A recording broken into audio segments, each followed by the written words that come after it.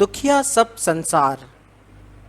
بیوی نے خاوند کو الوداع کہا، جہاز اڑا، خیال نے رفتوں کو چھوا، حوصلے بلند ہوئے۔ یہ سفر آسودگی کی نوید تھا۔ خاوند کو نوکری مل گئی تھی، وطن سے دور، دیار غیر میں، تنخواہ ڈالروں میں تھی۔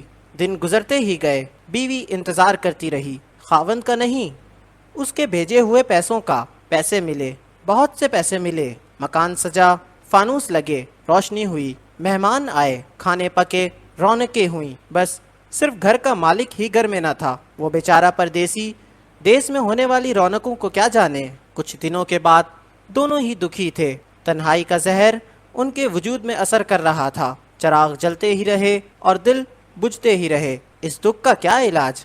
وطن میں رہو تو مال نہیں، مال ملے تم وطن نہیں۔ عجب صورتحال ہے۔ دکھوں سے بچنے کے لیے کوشش کرنے والے ایک نئے دکھ کے حوالے ہو جاتے ہیں۔ کیا زندگی میں دکھ کا ہونا لازمی ہے؟ کیا زندگی دکھ ہی کا نام ہے؟ اس کائنات میں، انسانوں کی کائنات میں کوئی بھی تو نہیں جس کی آنکھوں میں آنسو نہ ہو۔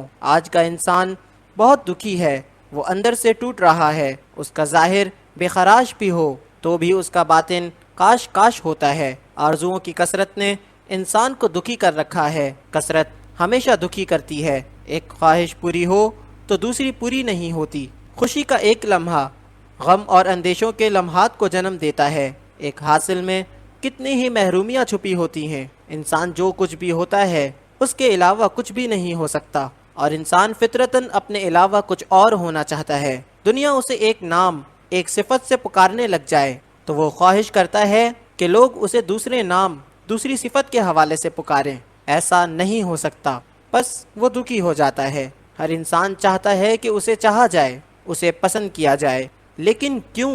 اسی کیوں سے ہی بگاڑ پیدا ہوتا ہے۔ لوگ اپنے علاوہ کسی کو پسند نہیں کر سکتے، اور خود پسندی کی عادت بھی خود گریزی کی علامت ہے۔ انسان خود کو بھی ہمیشہ کے لیے پسند نہیں کر سکتا، بس انسان دکھی رہتا ہے۔ انسان کثرت مال اور کثرت اولاد کو خوشی کا ذریعہ سمجھتا ہے، لیکن کثرت مال محض وبال ہے، اور کثرت اولاد اکثر انسان کے لیے دکھ کا ذریعہ بھی ہو سکتی ہے۔ اولاد کی آرزو اور اولاد کی پرورش کی تمنا، اور پھر اولاد کی اپنی آرزویں انسان کے لیے ایک عجب مصیبت ہے۔ اولاد مؤدب نہ ہو تو ایک عذاب ہے۔ آج کل اولاد کا مؤدب ہونا ایک مشکل مسئلہ ہے۔ آج کے بچے آج کے انسان کے دکھ کی علامت بھی ہو سکتے ہیں۔ ایک آدمی کو دیکھا گیا کہ وہ کسی خانقاہ پر جا کر زور زور سے دعا مانگ رہا تھا کہ اے اللہ، تو نے میری وہ دعا جو 16 سال پہلے منظور کی تھی اسے اب نامنظور فرما دے۔ اے صاحب آستانہ بزرگ، تو بھی آمین کہہ۔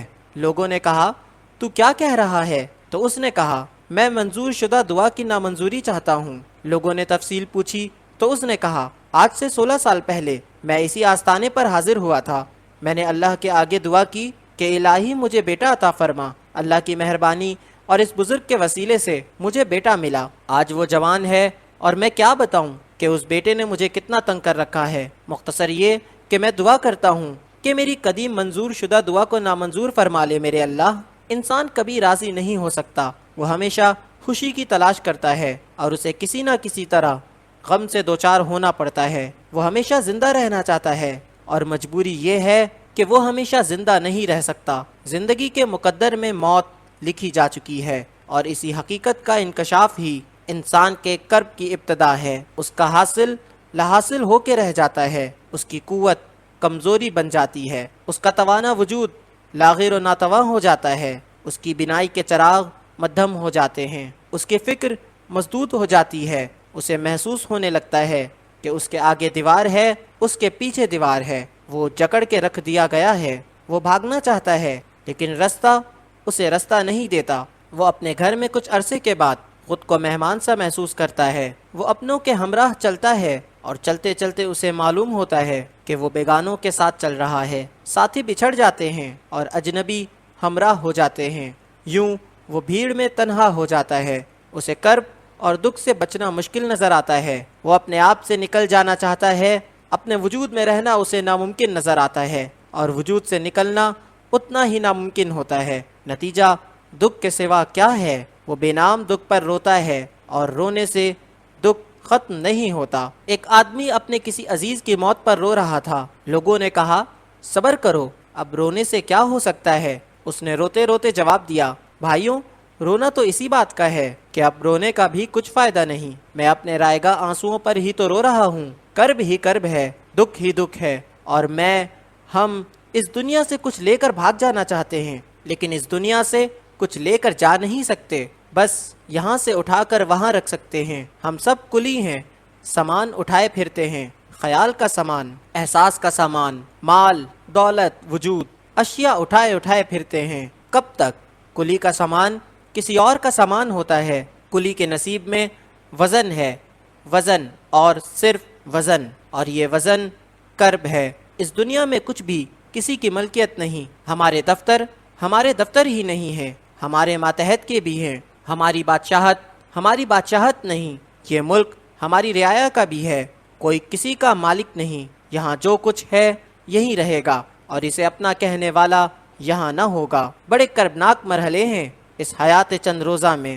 ہم صرف اپنی ملکیت ہیں، ہمارے بچے ہمارے مالک ہیں، ہمارا مرتبہ ہمارا بوجھ ہے، ہماری رعایا ہماری عاقبت ہے، بلکہ عبرت ہے۔ ہمارے ماتحت ہماری آزمائش ہیں، ہمارے سامنے ہماری گواہیاں چل رہی ہیں۔ ہم بڑے روگ میں ہیں، ہمارا ہونا نہ ہونے تک ہے، ہماری ہستی نیستی ہے، ہمارا وجود عدم ہے، ہمارا دلبروں کے توڑنے کے لیے بنا ہے، ہماری محبت ہماری قید ہے، ہماری نفرت ہمارا عذاب ہے، ہمارے اپنے ہمارے سپنے ہیں، ہماری آرزو ہماری فریاد ہے، ہمارا غرور ہمارا اپنا مذاق ہے، ہم حصار میں ہیں، آرزوؤں کا حصار، تمناؤں کی زنجیر، ہمارا علم ہمارا حجاب ہے، ہمارا گھر خوبصورت لیکن زندان، ہم اسی میں رہنے پر مجبور ہیں، ہمارے بس میں بے بسی کے علاوہ کچھ نہیں، ہم آزاد پیدا ہوئے لیکن پیدا ہونے کی مجبوری کے ساتھ، ہماری جوانی آزاد جوانی بڑھاپے کی مجبوری ہے،